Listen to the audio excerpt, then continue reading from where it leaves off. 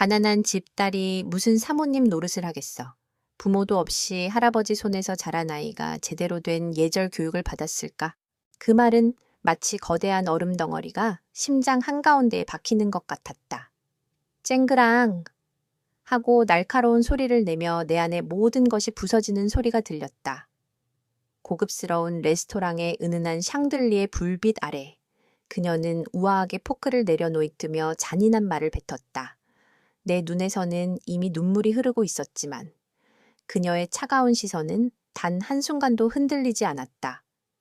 그녀는 나에게 진정으로 상처를 주기 위해 내 존재를 완전히 부정하기 위해 이 자리에 온 것 같았다. 우리 진우는 말이야, 좋은 집안, 좋은 환경에서 자란 아이를 만나야 해. 그래야 나중에 품격 있는 사모님 소리 들으면서 살지.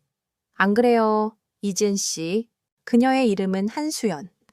나의 남자친구 김진우의 어머니였다. 그녀의 목소리는 부드러웠지만 그 안에 담긴 내용은 비수와 같았다. 나는 아무런 반박도 하지 못하고 그저 고개를 숙였다. 내가 사랑했던 진우는 이 상황을 어쩔 줄 몰라 하며 그저 나를 바라볼 뿐이었다. 그의 얼굴에는 미안함과 당황스러움이 뒤섞여 있었지만 그는 끝까지 어머니의 말을 멈추지 않았다. 그 침묵은 나에게 더 큰 상처가 되었다. 나는 이지은이다. 30살. 작은 디자인 스튜디오를 운영하며 홀로 살아가고 있는 평범한 여자. 내가 5살이던 해. 부모님은 불의의 사고로 돌아가셨다. 그 후로 나는 할아버지, 할머니의 손에서 자랐다.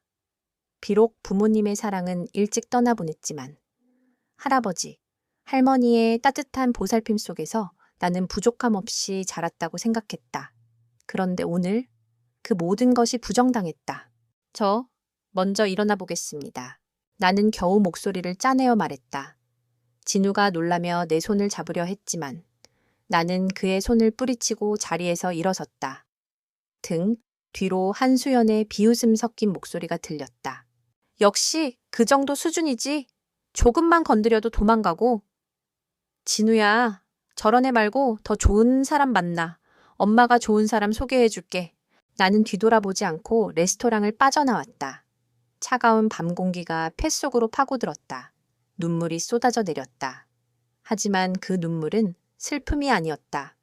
그것은 분노였고 치욕이었다. 그들의 말대로 나는 정말 부족한 존재였을까. 할아버지, 할머니의 사랑은 그들의 기준으로 보면 아무런 가치도 없는 것이었을까. 그날 밤 나는 집으로 돌아와 텅 빈 방에 홀로 앉아 있었다. 방 한구석에는 아직도 풀지 못한 진우와의 추억이 담긴 상자가 놓여 있었다. 그 상자 안에는 우리가 함께 찍었던 사진들, 그가 처음으로 선물해준 목걸이, 그리고 우리가 함께 했던 소중한 순간들이 담겨 있었다. 하지만 이제 그 모든 것들이 의미 없게 느껴졌다. 나는 상자를 덮어버렸다. 나는 혼자였다. 아주 오래전부터 혼자였다. 5살 때 부모님을 잃고 10살 때 할머니를, 20살 때 할아버지를 떠나보냈다. 나의 삶은 늘 누군가를 잃어가는 과정이었다. 그래서일까? 나는 누군가에게 마음을 여는 것이 두려웠다. 진우를 만났을 때도 그랬다. 나는 그의 따뜻함에 천천히 마음을 열어갔다. 그의 가족을 만나는 것은 내게 새로운 가족을 얻는 것과 같은 의미였다. 하지만 그 꿈은 한순간에 산산조각이 났다. 그날 이후 나는 모든 것을 정리하기 시작했다. 진우와의 연락을 끊고 그의 모든 흔적을 지웠다. 진우는 계속해서 내게 연락하고 찾아왔지만 나는 그를 만나지 않았다. 나는 더 이상 그를 용서할 수 없었다. 그가 나를 버린 것이 아니었지만 그는 그의 어머니로부터 나를 지켜주지 않았다. 그 순간 나는 깨달았다. 우리는 애초에 다른 세상에 살고 있었다는 것을. 나는 다시 혼자가 되었다. 하지만 이번에는 이전과는 다른 혼자였다. 예전에 나는 혼자라는 사실에 슬퍼하고 외로워했다면 이제는 혼자라는 사실을 받아들이고 있었다. 나는 나만의 공간에서 나만의 삶을 살아가기로 했다. 나를 비난하고 모욕했던 사람들의 세상에서 벗어나 나를 있는 그대로 인정하고 사랑해 줄 수 있는 나만의 세상을 만들어가기로 다짐했다. 나는 내 방 한 구석에 놓여 있던 그림 도구들을 꺼내 들었다. 한동안 잊고 지냈던 그림을 다시 그리기 시작했다. 내 손끝에서 피어나는 그림들은 더 이상 슬프고 어두운 그림들이 아니었다. 그것들은 나의 새로운 시작을 알리는 밝고 따뜻한 그림들이었다. 나는 그림을 그리며 나 자신을 치유해 나갔다. 하지만 내 마음속 한 구석에는 여전히 그들의 말이 맴돌았다. 가난한 집딸이 무슨 사모님 노릇을 하겠어. 부모도 없이 할아버지 손에서 자란 아이가 제대로 된 예절 교육을 받았을까? 그 말들은 나에게 깊은 상처를 남겼다. 나는 그들에게 보란 듯이 성공하고 싶었다. 그들의 말처럼 내가 가난하고 부족한 사람이 아니라는 것을 증명하고 싶었다. 하지만 그것은 나를 더 힘들게 할 뿐이었다. 복수심에 사로잡힌 나는 오히려 내 자신을 잃어가고 있었다. 나는 다시 붓을 내려놓았다.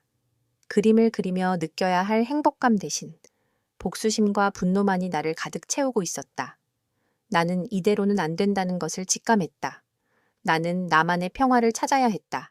그들을 용서하는 것이 아니라 그들로부터 나 자신을 해방시키는 것이 중요했다. 어느 날 아침, 나는 잠에서 깨어 거울을 보았다. 거울 속에 나는 초라하고 지쳐 보였다.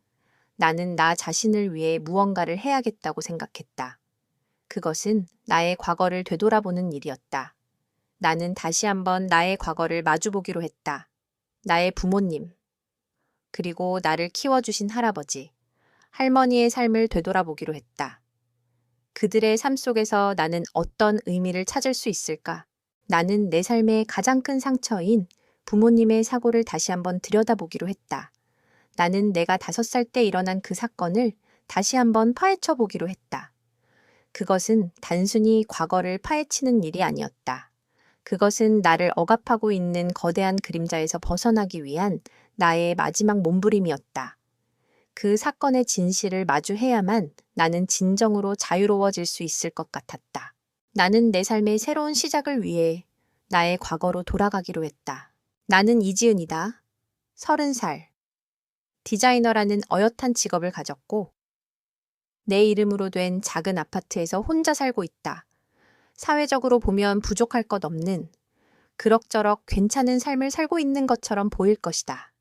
하지만 내 삶에는 늘 채워지지 않는 빈자리가 있었다. 부모님이 돌아가신 5살 이후로 그 빈자리는 점점 더 커져만 갔다. 할아버지와 할머니의 사랑으로 덮어두려 했지만 그 빈자리는 결코 사라지지 않았다.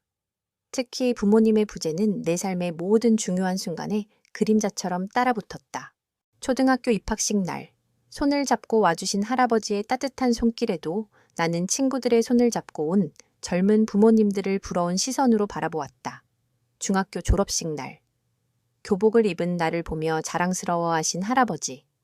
할머니의 미소 뒤에는 다른 친구들처럼 부모님께 안겨 축하받고 싶은 간절함이 숨어 있었다. 대학교 입학식 날, 나는 텅 빈 객석을 보며 부모님이 살아계셨다면 얼마나 좋아하셨을까 하는 생각에 홀로 눈물을 삼켰다. 그리고 30살. 남부럽지 않은 직업을 가지고도 나는 늘 혼자였다. 나는 혼자 있는 것에 익숙했다. 아니, 익숙해지려고 노력했다는 말이 더 정확할 것이다. 혼자 영화를 보고, 혼자 밥을 먹고, 혼자 카페에 앉아 커피를 마셨다. 처음에는 어색하고 외로웠지만. 시간이 흐르자 그 고독은 낯선 평온함으로 변했다. 나는 그 평온함 속에서 나만의 세계를 만들었다. 그림을 그리고, 책을 읽고, 좋아하는 음악을 들으며 나만의 시간을 보냈다. 하지만 그 평온함은 늘 불안을 동반했다. 언제 깨질지 모르는 유리조각처럼 위태로웠다. 그런 나에게 김진우는 낯선 존재였다. 그는 나의 세계로 성큼 들어와 나를 흔들었다. 그의 따뜻함은 얼어붙은 내 마음을 조금씩 녹여주었고 그의 웃음은 나의 텅 빈 삶에 빛을 가져다 주었다. 나는 그와 함께라면 더 이상 혼자가 아니어도 될 거라고 생각했다. 그와 함께라면 그 빈자리를 채울 수 있을 거라고 믿었다. 그래서 나는 용기를 내어 그의 가족을 만나러 갔다. 하지만 그날의 만남은 내게 또 다른 상처를 남겼다. 나는 다시 혼자가 되었고 나의 세계는 다시 닫혀버렸다. 나는 그날의 충격에서 벗어나지 못했다. 한수연의 차가운 눈빛과 비수 같은 말들은 매일 밤 꿈속에서 나를 괴롭혔다. 그녀의 말처럼. 나는 정말 가난하고 부족한 사람이었을까? 부모가 없다는 이유만으로 나는 그렇게 모욕당해도 되는 존재였을까? 그녀의 말들은 나의 가장 약한 부분을 정확하게 찔렀다. 나는 그 상처를 어떻게 치유해야 할지 알 수 없었다. 나는 그저 텅 빈 방에 홀로 앉아 멍하니 시간을 보낼 뿐이었다. 어느 날 밤, 나는 또다시 그 꿈을 꾸었다. 15년 전. 모든 것이 타오르던 밤의 꿈. 나는 꿈속에서 불길에 휩싸인 집을 보았다. 빨간 불꽃이 모든 것을 집어삼키고 있었고, 나는 그 불길 속에서 허우적거렸다. 그리고 꿈속에서는 늘 똑같은 소리가 들렸다. 멀리서 들려오는 사이렌 소리. 그 소리는 내게 공포와 함께 깊은 슬픔을 가져다 주었다. 나는 온몸에 식은땀을 흘리며 잠에서 깨어났다. 나는 더 이상 이대로는 안 된다는 것을 직감했다. 나는 이 불안과 공포에서 벗어나고 싶었다. 나는 내가 이 모든 것에서 벗어나기 위해 무엇을 해야 하는지 깊이 생각했다. 그리고 나는 한 가지 결론에 도달했다. 나는 나의 과거를 직시해야 한다. 내가 5살 때 일어난 그날의 사건을 다시 한번 들여다봐야 한다. 그것은 나의 가장 큰 두려움이었지만 동시에 내가 앞으로 나아가기 위해 반드시 넘어야 할 산이었다. 나는 며칠 동안 망설였다. 다시 과거의 상처를 들추어내는 것이 두려웠다. 하지만 나는 더 이상 도망치고 싶지 않았다. 나는 나의 과거를 정면으로 마주하고 그 안에서 해답을 찾기로 결심했다. 그 해답이 나를 더 아프게 할지라도 나는 그 길을 가야 했다. 나는 이 모든 고통의 시작인 부모님의 죽음에 대한 진실을 찾고 싶었다. 그것이 정말 단순한 사고였을까? 아니면 다른 무언가가 숨겨져 있는 것은 아닐까? 나는 그 해답을 찾기 위해 가장 먼저 부모님이 돌아가신 후 우리가 살았던 할아버지, 할머니의 집으로 가기로 했다. 그곳에는 나의 과거가 고스란히 담겨 있을 테니까 나는 며칠 후 조용히 짐을 챙겨서 할아버지, 할머니의 집으로 향했다. 그 집은 부모님이 돌아가신 후 할아버지가 모든 것을 정리하고 우리 세 식구가 함께 살았던 곳이었다. 지금은 할머니마저 돌아가시고 할아버지 혼자 사시는 곳이었다. 나는 할아버지가 혼자 외롭게 사시는 것이 마음에 걸려 자주 찾아뵙지 못했던 것이 후회스러웠다. 나는 할아버지께 죄송한 마음을 가득 안고 집으로 향했다. 할아버지께서는 내가 온다는 소식에 뛸 듯이 기뻐하셨다. 지은아, 우리 지은이 온다고 해서 할아버지가 좋아하는 잡채를 만들었지. 많이 먹어라. 할아버지의 따뜻한 말과 미소에 나는 눈물이 핑 돌았다. 나는 할아버지께 그동안 있었던 일들을 차마 말씀드릴 수 없었다. 나는 할아버지께 상처를 드리고 싶지 않았다. 그저 할아버지의 따뜻한 품에서 조용히 위로받고 싶었다. 그날 밤, 할아버지가 주무시는 것을 확인하고 나는 조심스럽게 부모님의 유품이 보관되어 있는 방으로 들어갔다. 그 방은 할아버지가 부모님의 물건을 잃어버리지 않으려고 소중하게 보관해둔 곳이었다. 나는 낡은 앨범을 꺼내 들었다. 앨범 속에는 행복하게 웃고 있는 젊은 부모님의 모습이 담겨 있었다. 그리고 그 옆에는 나의 어린 시절 사진들이 있었다. 나는 그 사진들을 보며 잃어버린 기억들을 떠올리려고 노력했다. 하지만 기억은 흐릿했고 나는 아무것도 떠올릴 수 없었다. 나는 앨범을 덮고 방 한 구석에 놓여 있던 낡은 상자를 발견했다. 그 상자는 할아버지가 부모님의 물건을 보관해둔 곳이었다. 나는 조심스럽게 상자를 열었다. 상자 안에는 부모님의 물건들이 고스란히 담겨 있었다. 아빠가 쓰던 만년필, 엄마가 좋아하시던 은반지, 그리고 낡은 서류철들이 있었다. 나는 서류철들을 하나하나 살펴보았다. 그 중에는 보험 서류와 부모님이 운영하시던 작은 회사에 관한 서류들이 들어 있었다. 그리고 그 서류들 사이에서 나는 낡은 가죽 커버의 수첩을 발견했다. 아빠의 손때가 묻어있는 수첩이었다. 나는 조심스럽게 수첩을 펼쳤다. 수첩 안에는 아빠의 필체로 빽빽하게 글씨가 적혀 있었다. 그리고 그 글씨들 사이에서 나는 낯선 이름 하나를 발견했다. 강민석. 아빠는 수첩에 이 이름과 함께 어떤 프로젝트에 대해 자주 언급하고 있었다. 나는 직감적으로 이 이름이 부모님의 죽음과 관련이 있을지도 모른다는 생각을 했다. 나는 수첩을 덮고 상자 가장 밑바닥에 있던 또 다른 물건을 꺼냈다. 그것은 먼지가 가득 묻어있는 낡은 USB였다. 할아버지의 낡은 서재에는 시간의 흔적이 가득했다. 책장 가득 꽂힌 오래된 책들, 삐걱거리는 나무 바닥, 그리고 창밖으로 보이는 오래된 감나무 한 그루, 그 모든 것이 나의 어린 시절을 떠올리게 했다. 나는 할아버지가 주무시는 것을 확인하고 조용히 서재로 들어왔다. 손에 든 낡은 USB는 15년이라는 긴 세월을 견뎌낸 듯 겉면이 조금 해져 있었다. 나는 컴퓨터에 USB를 꽂았다. 오래된 컴퓨터는 켜지는데 한참의 시간을 필요로 했다. 모니터에 익숙한 바탕화면이 나타났을 때 나는 마음을 가다듬고 USB 드라이브를 열었다. 그 안에는 딱 2개의 파일이 있었다. 하나는 보호된 파일이라는 이름의 암호화된 파일이었고 다른 하나는 프로젝트 A라는 이름의 폴더였다. 나는 먼저 프로젝트 A 폴더를 열었다. 폴더 안에는 수많은 서류와 설계도가 들어 있었다. 그 서류들은 내가 알지 못하는 전문 용어들로 가득 차 있었지만 나는 그 안에서 몇몇 익숙한 단어들을 발견할 수 있었다. AI, 인공지능, 보안 시스템. 아빠는 생전에 인공지능 관련 프로그래머로 일하셨다. 이 파일들은 아빠가 생전에 개발하던 프로젝트와 관련된 것이 분명했다. 나는 서류들을 하나하나 읽어 내려갔다. 아빠는 이 프로젝트에 대해 상당히 공을 들인 듯했다. 그의 꼼꼼한 성격이 고스란히 담겨 있었다. 하지만 서류의 마지막 장에는 낯선 필체로 적힌 메모가 있었다. 강민석. 이 프로젝트를 포기하라고 협박함. 나는 그 메모를 보고 심장이 쿵 하고 떨어지는 것 같았다. 어젯밤 발견한 수첩 속의 그 이름. 강민석. 아빠는 이 프로젝트를 포기하라는 협박을 받고 있었다. 나는 곧바로 암호화된 보호된 파일을 열려고 시도했다. 하지만 파일은 암호로 잠겨 있었다. 나는 아빠가 어떤 암호를 사용했을지 생각해 보았다. 부모님의 결혼기념일, 나의 생일, 할아버지의 생일, 나는 여러 가지 조합을 시도했지만 모두 실패했다. 그때 문득 내 머릿속을 스쳐 지나가는 단어가 있었다. 희망. 아빠는 늘 나에게 이지은이라는 내 이름은 지혜롭고 은혜로운 사람이 되라는 뜻도 있지만 희망의 은혜라는 뜻도 있다고 말씀해 주셨다.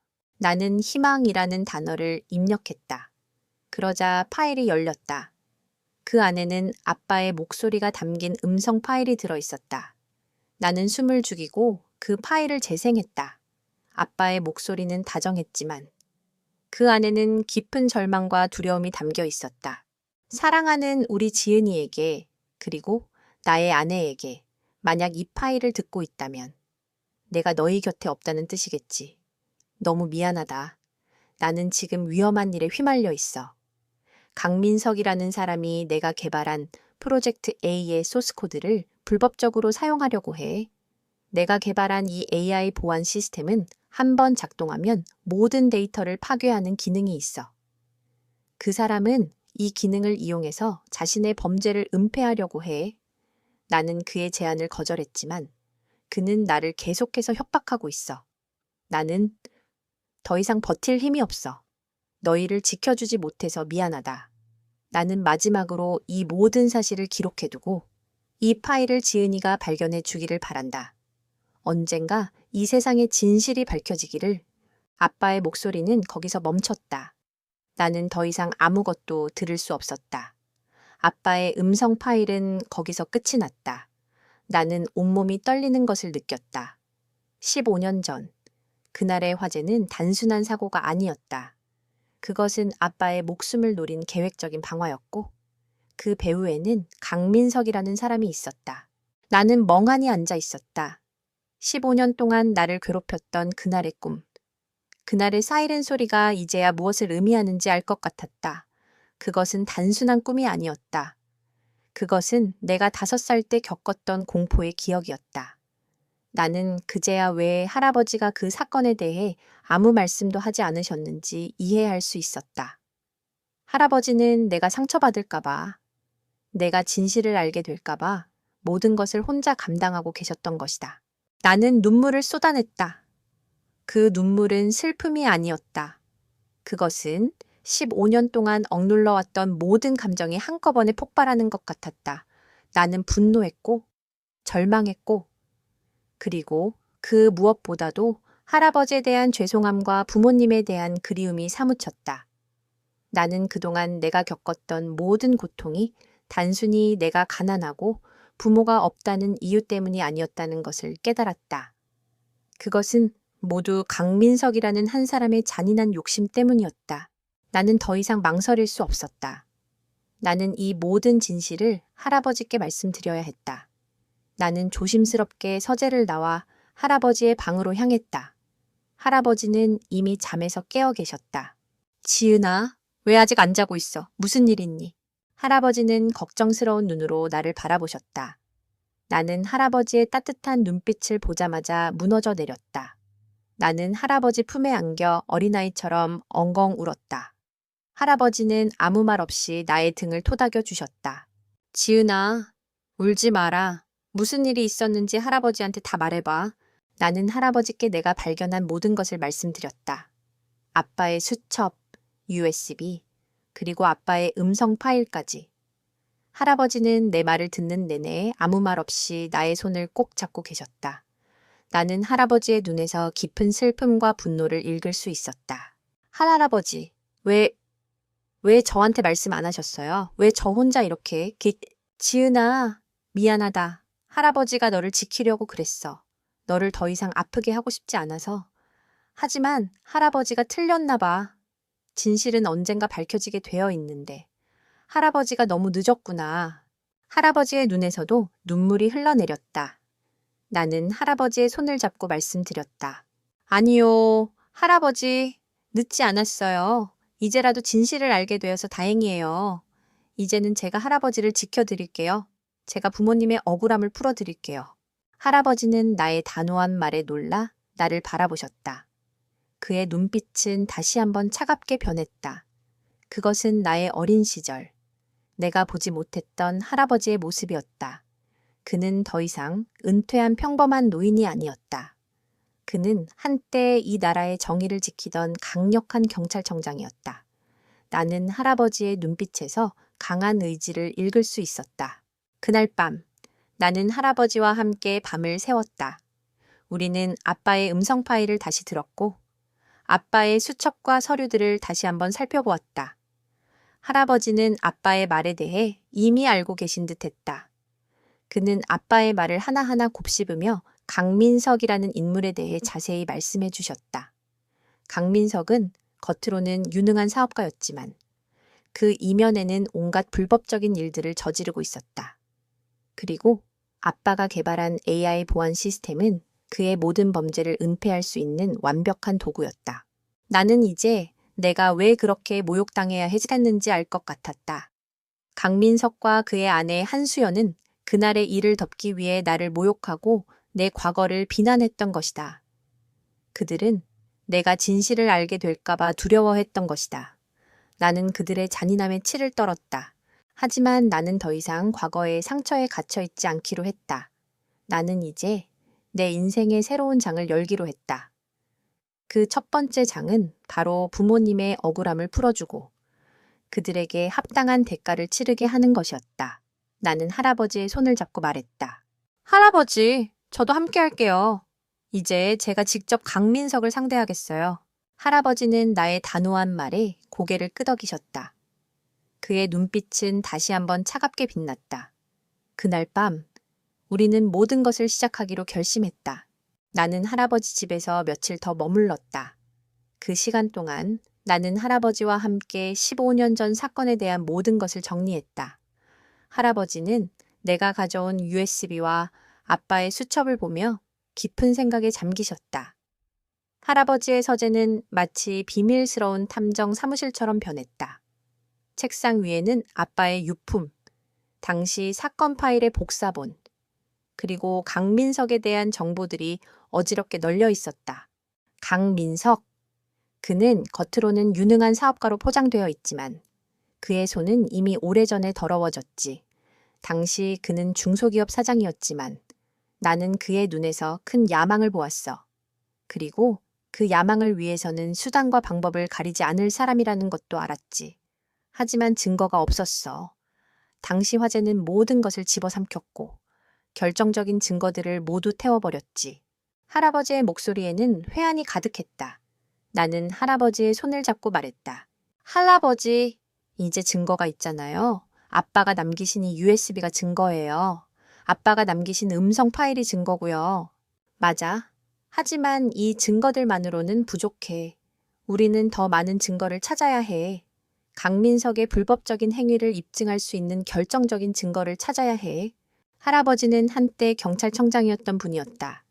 그의 눈빛은 여전히 날카로웠고 그의 머릿속은 이미 강민석을 향한 계획으로 가득 차 있었다.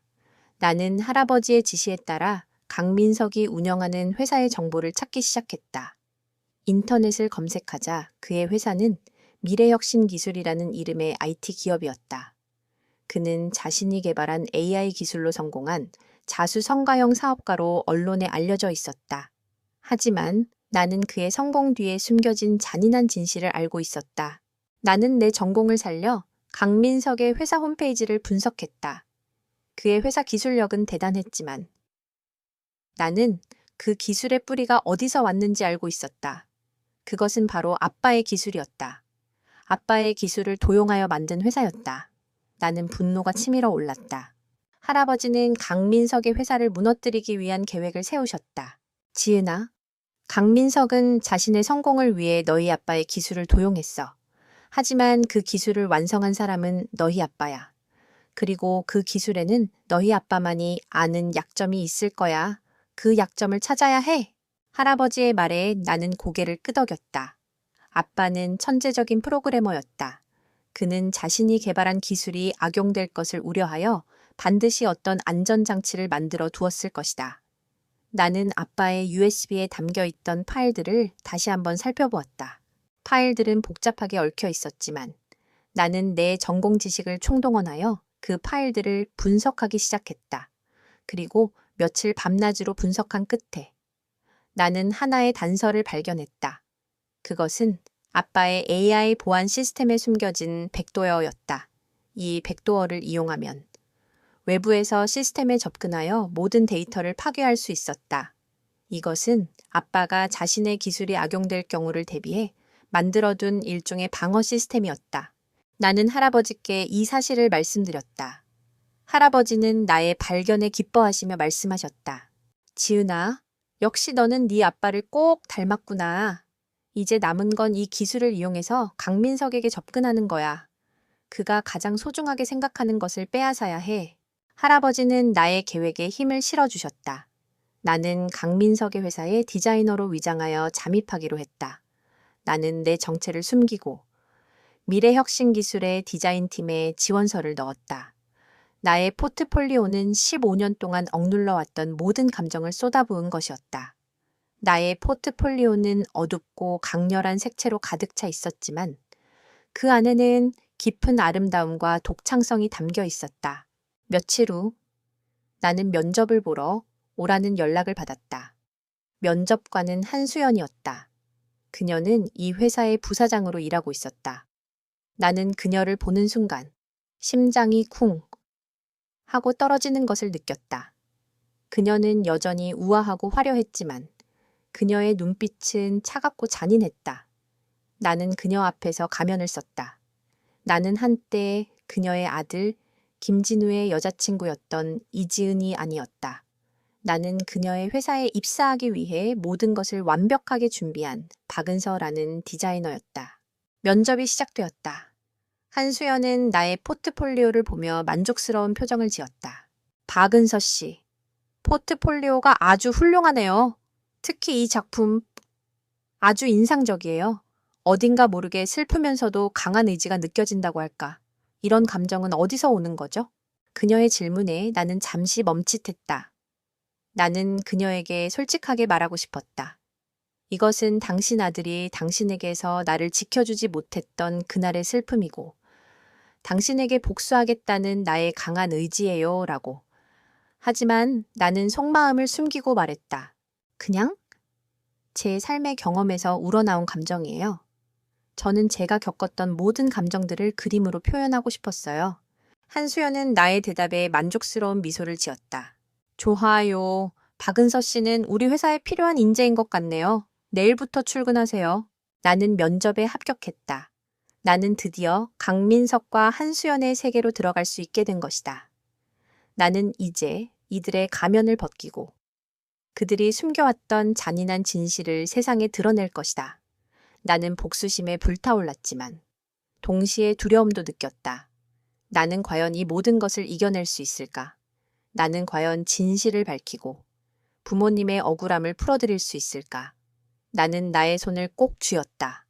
그 손에는 15년 전의 어린 내가, 그리고 지금의 내가 함께 있었다. 나는 더 이상 혼자가 아니었다. 나는 박은서라는 이름으로 미래혁신기술의 디자인팀에 합류했다. 한수연은 나를 부사장실로 불러 직접 업무를 지시했다. 그녀는 여전히 나를 알아보지 못했다. 내가 며칠 전 그녀의 아들 김진우의 여자친구로 만났던 그 이지은이라는 것을 그녀는 꿈에도 상상하지 못했을 것이다. 나는 그녀의 앞에서 완벽한 가면을 쓰고 있었다.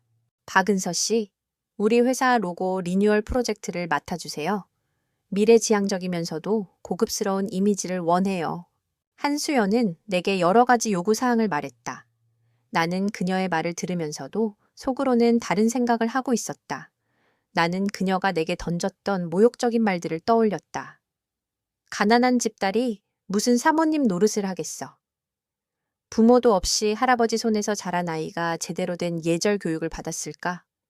그 말들은 칼날처럼 날카로웠고 내 가슴에 깊은 상처를 남겼다. 나는 그녀의 잔인함에 치를 떨었지만 겉으로는 아무렇지 않은 척 미소를 지었다. 네, 부사장님, 알겠습니다. 최선을 다하겠습니다. 나는 한수연의 사무실을 나왔다.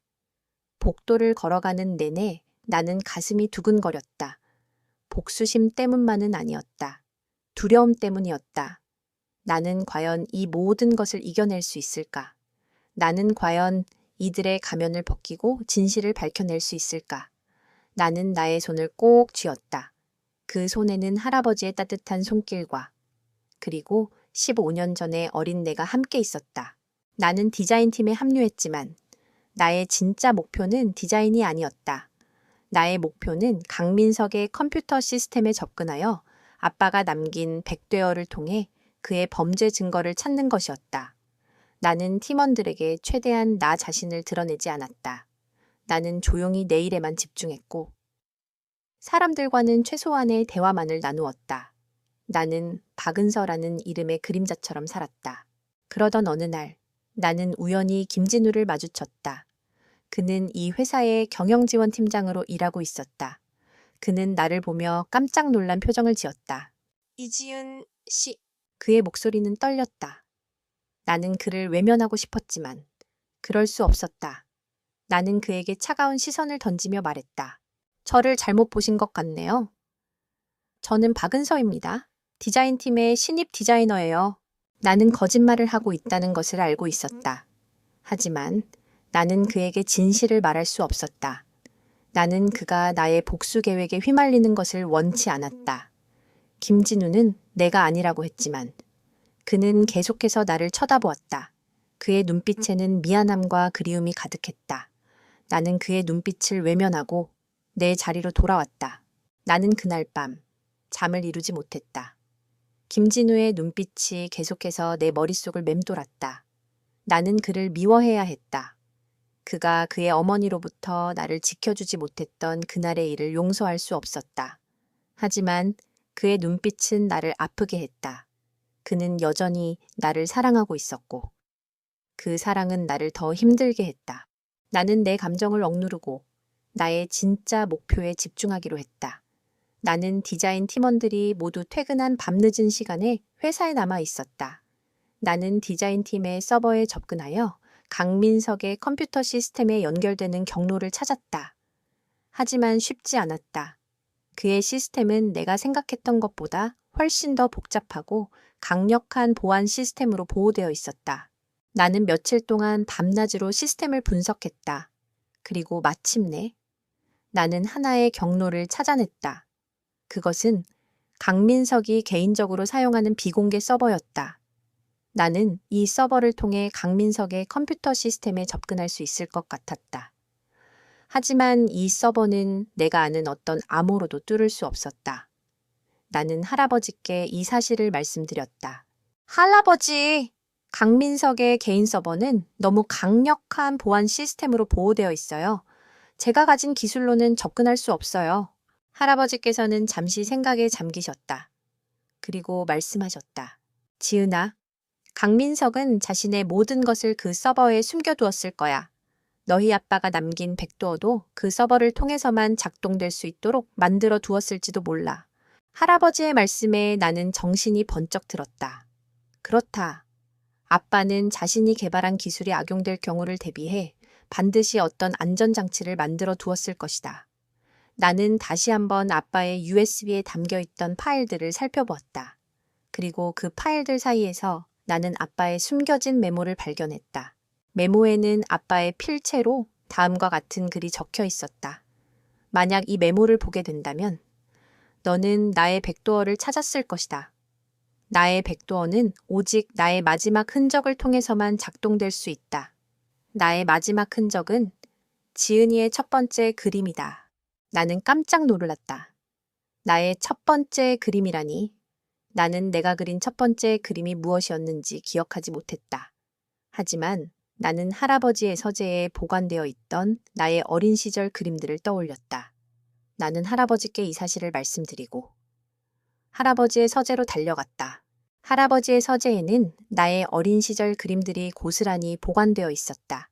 나는 그림들을 하나하나 살펴보았다. 그리고 마침내 나는 나의 첫 번째 그림을 발견했다. 그것은 할아버지와 할머니, 그리고 어린 내가 함께 웃고 있는 그림이었다. 그림 옆에는 가족이라는 단어가 삐뚤빼뚤한 글씨로 적혀 있었다. 나는 그림을 보며 눈물을 흘렸다. 아빠는 내가 그린 첫 번째 그림 속에 자신의 마지막 흔적을 숨겨두었던 것이다. 아빠는 내가 언젠가 진실을 찾게 될 것을 알고 있었던 것이다. 나는 그림을 들고 회사로 돌아왔다. 그리고 나는 그림에 숨겨진 비밀을 찾기 시작했다. 나는 그림의 색깔과 그림의 구조를 분석했다. 그리고 마침내 나는 그림 속에 숨겨진 암호를 발견했다. 그것은 아빠의 마지막 사랑이었다. 아빠는 자신의 모든 것을 나의 첫 번째 그림 속에 숨겨두었던 것이다. 나는 그림 속에 숨겨진 암호를 강민석의 개인 서버에 입력했다. 그러자 서버의 보안 시스템이 해제되었다. 나는 드디어 강민석의 시스템에 접근할 수 있게 된 것이다. 나는 이제 모든 것을 되돌릴 준비가 되었다. 나는 이제 그들의 가면을 벗기고 그들이 숨겨왔던 잔인한 진실을 세상에 드러낼 것이다. 나는 이제 더 이상 혼자가 아니었다. 나의 곁에는 나를 지켜주려는 할아버지가 있었고 나에게 모든 것을 남겨준 부모님이 있었다. 나는 이제 당당하게 그들을 상대할 것이다. 나는 마침내 강민석의 개인 서버에 접속했다. 모니터 화면에는 수많은 폴더와 파일들이 빼곡하게 들어차 있었다. 나는 떨리는 손으로 파일들을 열어보았다. 그 안에는 강민석의 모든 불법적인 행위들이 고스란히 담겨 있었다. 비자금 내역, 불법 로비 증거, 그리고 아빠의 기술을 불법적으로 도용한 정황들까지. 나는 그 증거들을 하나하나 확인하며 분노와 슬픔을 동시에 느꼈다. 아빠는 자신의 모든 것을 바쳐 개발한 기술을 저런 사람에게 빼앗기고 심지어 목숨까지 잃었던 것이다. 나는 그 증거들을 모두 외장 하드에 복사했다. 그리고 강민석이 가장 중요하게 생각하는 비밀 파일에 접근했다. 그 파일은 15년 전 화재 사건에 대한 모든 진실이 담겨 있었다. 나는 그 파일을 열었다. 그 안에는 강민석이 당시 화재를 조작하고 증거를 인멸했던 모든 과정이 담긴 음성 녹취, 파일과 문서들이 들어 있었다. 나는 그 파일들을 들으며 온몸이 떨리는 것을 느꼈다. 그는 단순히 아빠의 기술을 훔친 것뿐만 아니라 아빠와 엄마의 목숨까지 빼앗았던 것이다. 나는 그 잔인함에 치를 떨었다. 모든 증거를 확보한 후 나는 할아버지께 전화를 걸었다. 할아버지께서는 나의 전화를 받자마자 기쁨을 감추지 못하셨다. 지은아, 성공했니? 강민석의 비리를 밝혀낼 증거를 찾았니? 네, 할아버지, 찾았어요. 아빠가 남기신 백도어를 통해 강민석의 모든 불법적인 행위와 15년 전 화재 사건에 대한 진실을 밝혀낼 증거를 확보했어요. 정말이냐, 우리 지은이가? 정말 대견하다. 할아버지의 목소리는 떨렸다. 나는 할아버지의 따뜻한 목소리에 눈물을 흘렸다. 나는 이제 더 이상 혼자가 아니었다. 나의 뒤에는 나를 지켜주려는 할아버지가 있었고, 나의 앞에는 내가 풀어야 할 숙제가 있었다. 나는 다음 날 아침 회사로 출근했다. 나는 평소와 다름없이 가면을 쓴 채 일했다. 하지만 내 마음속에는 폭풍이 몰아치고 있었다. 나는 오늘 강민석과 한수연에게 모든 진실을 밝히고 그들의 가면을 벗길 계획이었다. 나는 점심시간에 한수연을 찾아갔다. 그녀는 여전히 우아하고 화려했다. 나는 그녀의 사무실 문을 두드렸다. 부사장님, 디자인 프로젝트에 대해 말씀드릴 것이 있어서요. 들어와요. 박은서 씨, 프로젝트에 대해 보고할 것이 있나요? 한수연은 나를 보며 미소를 지었다. 그녀의 미소는 가식적이었고 나는 그 미소 뒤에 숨겨진 잔인함을 알고 있었다. 나는 그녀의 앞에 앉았다. 부사장님, 프로젝트에 대해 말씀드리기 전에 먼저 드릴 말씀이 있어요. 저는 박은서가 아니에요. 한수연은 나의 말에 미소를 잃었다. 그녀의 표정은 차갑게 변했다. 무슨 말을 하는 거죠? 지금 장난치는 건가요? 당장 나가요. 아니요. 부사장님, 저는 장난치는 것이 아니에요. 저는 이지은이에요. 15년 전 당신 아들의 여자친구였던 이지은이요. 한수연은 나의 말에 충격을 받은 듯 했다. 그녀의 눈빛은 흔들렸고 그녀의 얼굴은 하얗게 질렸다. 그녀는 나를 쳐다보며 말했다. 이지은, 말도 안 돼. 어떻게... 믿기 힘드시겠지만 사실이에요. 부사장님은 며칠 전 저를 보며 가난한 집 딸이 무슨 사모님 노릇을 하겠어. 부모도 없이 할아버지 손에서 자란 아이가 제대로 된 예절 교육을 받았을까라고 말씀하셨죠. 저는 그날의 모욕을 잊지 않았어요. 한수연은 아무 말도 하지 못했다. 그녀는 그저 나를 쳐다볼 뿐이었다. 나는 그녀의 눈빛에서 공포를 읽을 수 있었다. 부사장님, 저는 그날 당신이 저에게 주었던 상처를 잊지 않았어요. 그리고 저는 당신이 15년 전에 저에게 주었던 더 큰 상처도 잊지 않았어요. 한수연은 나의 말에 몸을 떨었다. 그녀는 그제야 나의 진짜 목적을 눈치챈 듯했다. 무세운 소리를 하는 거죠. 15년 전이라니. 부사장님, 강민석 씨의 사업이 어떻게 성공했는지 아세요? 15년 전, 그가 당신의 아버지를 통해 어떤 프로젝트를 불법적으로 빼돌렸는지 기억하세요.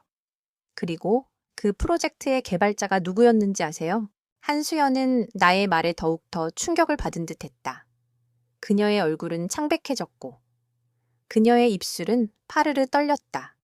그때 강민석이 사무실 문을 열고 들어왔다. 그는 나와 한수연을 보며 의아한 표정을 지었다. 여보, 무슨 일이야? 박은서 씨는 왜 여기... 강민석은 나를 보며 멈칫했다. 나는 그의 눈빛에서 불안함을 읽을 수 있었다. 그는 나를 쳐다보며 말했다. 당신 혹시 이지은 씨... 나는 그에게 미소를 지었다. 하지만 그 미소는 차가웠다. 네, 맞아요. 강민석 씨. 저는 이지은이에요. 15년 전 당신이 죽인 부부의 딸. 이지은이에요. 강민석과 한수연은 나의 말에 동시에 충격을 받은 듯했다. 그들은 아무 말도 하지 못하고 그저 나를 쳐다볼 뿐이었다. 나는 그들에게 말했다. 강민석 씨, 당신이 15년 전에 저지른 범죄, 그리고 당신이 지금까지 저질러온 모든 불법적인 행위에 대한 증거를 제가 모두 확보했어요. 이제 당신의 가면을 벗길 시간이에요. 강민석은 나의 말에 분노와 공포가 뒤섞인 표정을 지었다. 그는 나에게 달려들려 했지만 나는 그의 손을 잡고 말했다. 강민석 씨, 당신은 이제 끝났어요. 저는 당신이 15년 전에 저에게 주었던 상처를 잊지 않을 거예요. 그리고 저는 당신이 저에게 주었던 모든 고통을 되갚아 줄 거예요.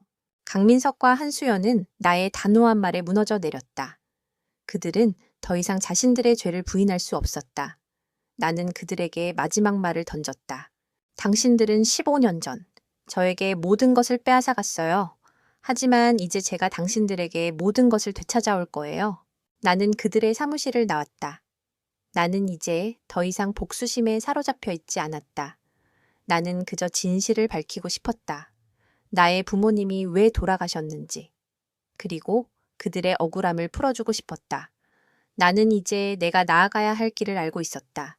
나의 길은 복수의 길이 아니었다. 그것은 진실을 찾아가는 길이었다. 나는 이제 그 길을 걷기 시작했다. 나는 강민석과 한수연의 사무실을 나왔다. 복도를 걷는 발걸음은 더 이상 망설이지 않았다. 그들의 가면이 벗겨지는 순간, 나의 오랜 고통도 함께 끝나는 것 같았다. 나는 이제 더 이상 숨어 지낼 필요가 없었다. 나는 나를 억눌러왔던 모든 것으로부터 해방되었다. 하지만 그 해방감 뒤에는 깊은 공허함이 밀려왔다.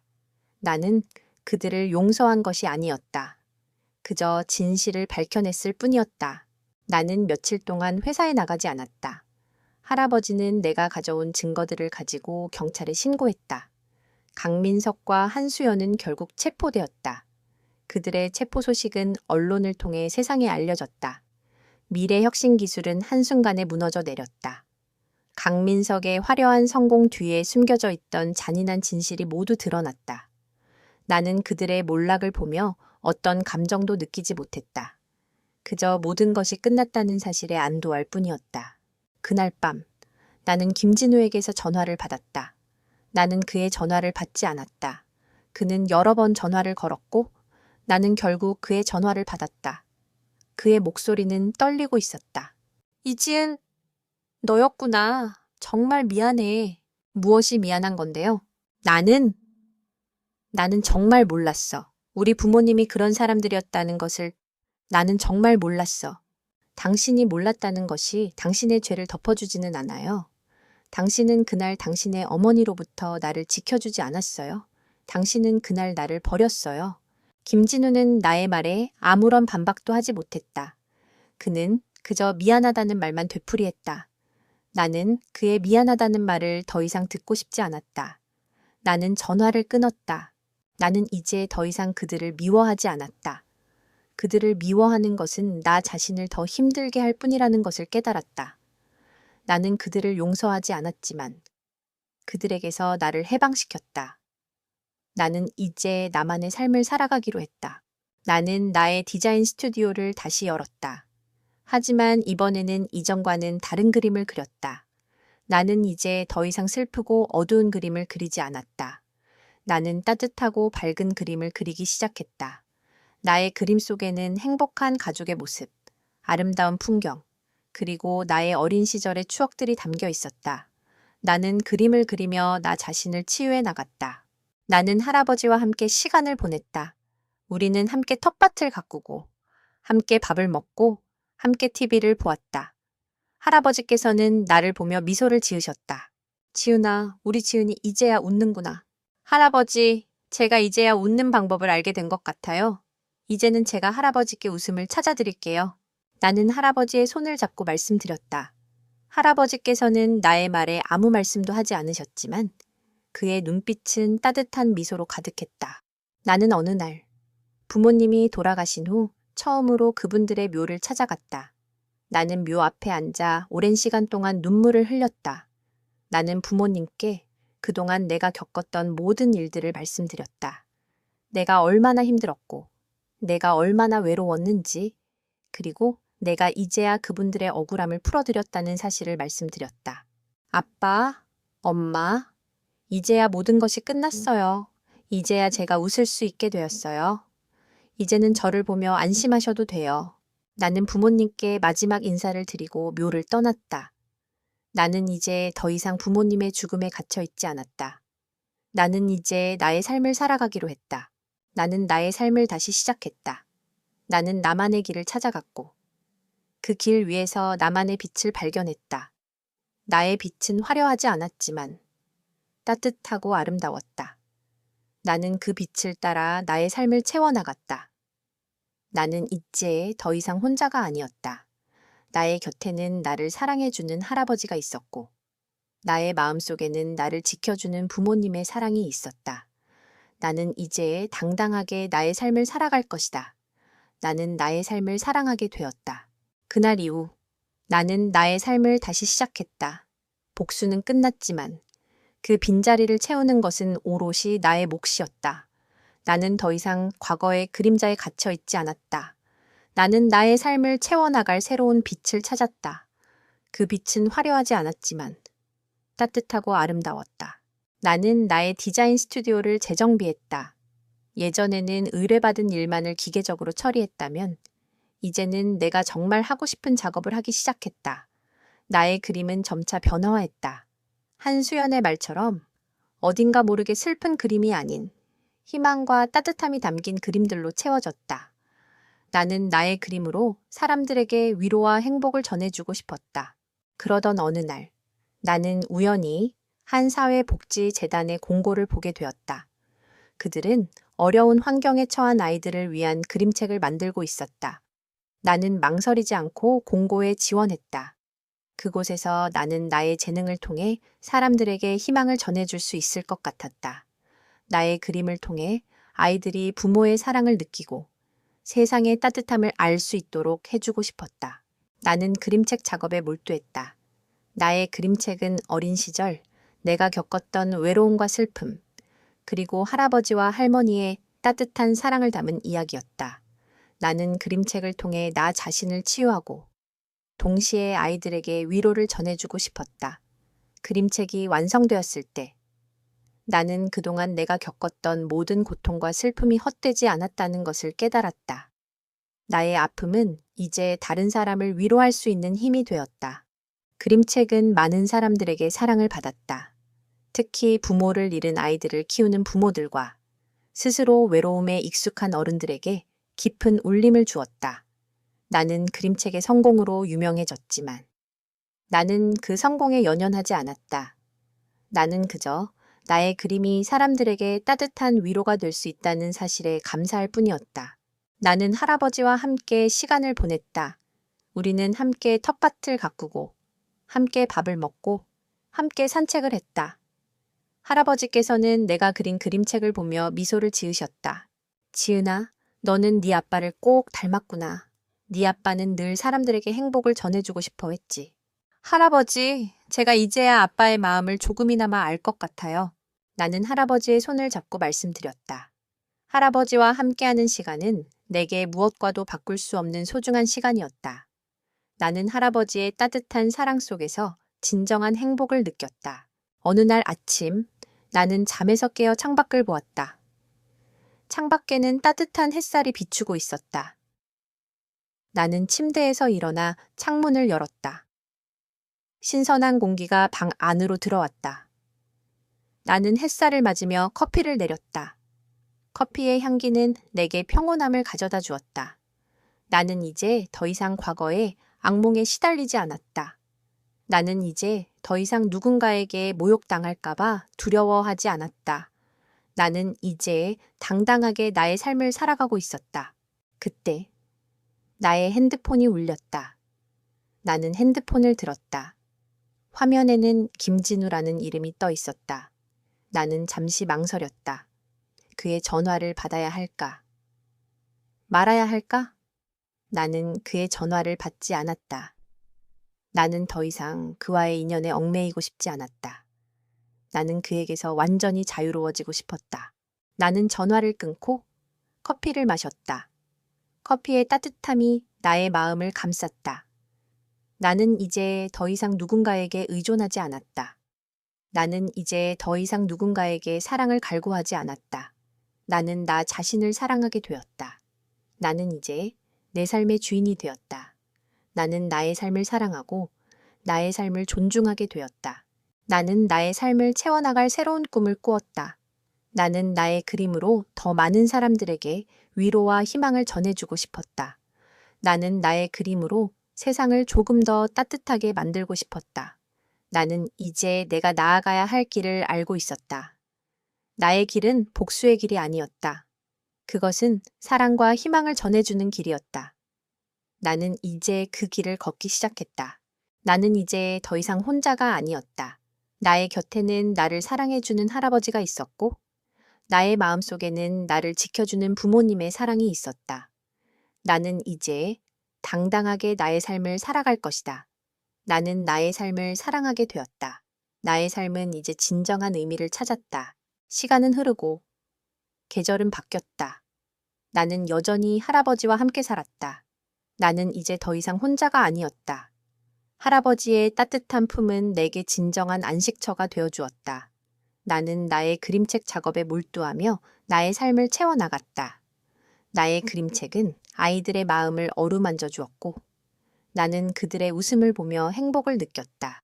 그러던 어느 날, 나는 우연히 김진우를 다시 만났다. 그는 내가 일하는 봉사단체의 자원봉사자로 와 있었다. 그의 모습은 예전과는 많이 달라져 있었다. 그는 수척해 보였고, 그의 눈빛은 깊은 슬픔으로 가득 차 있었다. 나는 그를 외면하려 했지만, 그는 내게 다가와 말했다. 이지은, 잘 지냈어? 나는 그의 목소리에 멈칫했다. 나는 그에게 아무런 대답도 하지 않았다. 그는 나의 침묵에 고개를 숙였다. 나는 그동안 많은 것을 잃었어. 부모님은 감옥에 가셨고, 회사는 망했어. 나는 이제 아무것도 남지 않았어. 하지만 나는 그 모든 것을 잃고 나서야 깨달았어. 내가 얼마나 잘못했는지, 내가 너에게 얼마나 큰 상처를 주었는지. 그의 목소리는 떨렸다. 나는 그의 눈에서 흐르는 눈물을 보았다. 나는 그의 눈물을 보며 어떤 감정도 느끼지 못했다. 그저 모든 것이 부질없다는 생각만이 들었다. 나는 그에게 말했다. 당신이 잃은 것은 당신이 저에게 주었던 상처에 비하면 아무것도 아니에요. 김진우는 나의 말에 고개를 숙였다. 그는 더 이상 아무 말도 하지 않았다. 그는 그저 나를 바라보며 눈물을 흘릴 뿐이었다. 나는 그를 떠나왔다. 나는 더 이상 그를 미워하지 않았지만 그를 용서할 수도 없었다. 우리의 인연은 이미 오래전에 끝났다는 것을 알고 있었다. 나는 다시 나의 일상으로 돌아왔다. 나는 여전히 할아버지와 함께 살았고 나의 그림책 작업에 몰두했다. 나는 나의 삶에 만족했다. 나는 더 이상 누군가에게 의존하지 않았다. 나는 나 스스로의 힘으로 나의 삶을 살아가고 있었다. 나는 나 자신을 사랑하게 되었다. 어느 날 오후, 나는 할아버지와 함께 텃밭을 가꾸고 있었다. 따뜻한 햇살이 우리를 비추었고 나는 그 햇살 속에서 행복을 느꼈다. 할아버지께서는 나를 보며 미소를 지으셨다. 지은아, 할아버지는 너를 보며 매일매일 행복하단다. 우리 지은이가 이렇게 훌륭하게 자라줘서 정말 고맙다. 할아버지, 저도 할아버지 덕분에 이렇게 훌륭하게 자랄 수 있었어요. 할아버지, 제가 이제야 효도할 수 있게 되어서 정말 기뻐요. 나는 할아버지의 손을 잡고 말씀드렸다. 할아버지의 손은 따뜻했고 나는 그 따뜻함 속에서 진정한 사랑을 느꼈다. 그날 밤 나는 잠을 이루지 못했다. 나는 내가 겪었던 모든 일들을 되돌아보았다. 부모님의 죽음, 할아버지와 할머니의 사랑, 그리고 강민석과 한수연의 잔인함, 김진우의 미안함, 그 모든 것들이 나를 여기까지 이끌었다는 것을 깨달았다. 나는 그 모든 것들에 감사했다. 나는 그 모든 고통과 슬픔을 통해 진정한 나를 발견할 수 있었다. 나는 이제 더 이상 과거의 상처에 갇혀 있지 않았다. 나는 이제 나의 삶을 사랑하게 되었다. 나는 이제 내가 나아가야 할 길을 알고 있었다.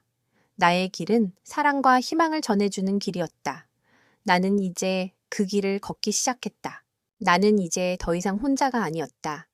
나의 곁에는 나를 사랑해주는 할아버지가 있었고, 나의 마음속에는 나를 지켜주는 부모님의 사랑이 있었다. 나는 이제 당당하게 나의 삶을 살아갈 것이다. 나는 나의 삶을 사랑하게 되었다. 나의 삶은 이제 진정한 의미를 찾았다. 나는 이제 완벽하게 나의 삶을 살아가고 있었다. 과거의 그림자는 더 이상 나를 괴롭히지 않았다. 나는 나의 그림으로 사람들에게 희망을 전해주었고, 그들의 웃음은 내게 큰 기쁨을 가져다 주었다. 나는 할아버지와 함께 텃밭을 가꾸고, 함께 밥을 먹으며 소소한 행복을 누렸다. 나의 삶은 더 이상 텅 비어 있지 않았다. 나의 삶은 사랑과 희망으로 가득 차 있었다. 어느 맑은 가을날, 나는 할아버지와 함께 뒷산에 올랐다. 산 정상에서 내려다보는 풍경은 아름다웠다. 단풍으로 물든 산과 푸른 하늘, 그리고 멀리 보이는 마을의 모습이 한 폭의 그림 같았다. 나는 할아버지의 손을 잡고 말씀드렸다. 할아버지, 제가 이제야 이 풍경을 볼 수 있게 되었어요. 지은아, 이제야 이 풍경이 보이는 것이 당연하지? 너는 그동안 내 눈앞에 펼쳐진 아름다운 풍경을 보지 못하고 과거의 그림자 속에 갇혀 살았으니까. 할아버지의 말씀에 나는 눈물을 흘렸다. 나는 이제야 내가 얼마나 어리석었는지 깨달았다. 나는 그동안 내가 겪었던 고통에만 집중하여 내 눈앞에 펼쳐진 아름다운 세상과 소중한 사람들을 보지 못했다. 나는 할아버지의 따뜻한 품에 안겨 어린아이처럼 엉엉 울었다. 할아버지, 정말 감사해요. 할아버지 덕분에 제가 이렇게 다시 웃을 수 있게 되었어요. 지은아, 할아버지는 너에게 아무것도 해준 것이 없어. 너 스스로 모든 것을 이겨내고 여기까지 온 거야. 할아버지는 그저 너를 지켜보았을 뿐이야. 우리 지은이 정말 자랑스럽다. 할아버지의 말씀에 나는 더 크게 울었다. 나는 이제 내가 왜 살아야 하는지, 그리고 내가 무엇을 위해 살아가야 하는지 알 것 같았다. 나의 삶은 더 이상 복수를 위한 삶이 아니었다. 나의 삶은 사랑과 희망을 전해주는 삶이었다. 나는 이제 이 길을 걷기로 결심했다. 나는 다시 나의 일상으로 돌아왔다.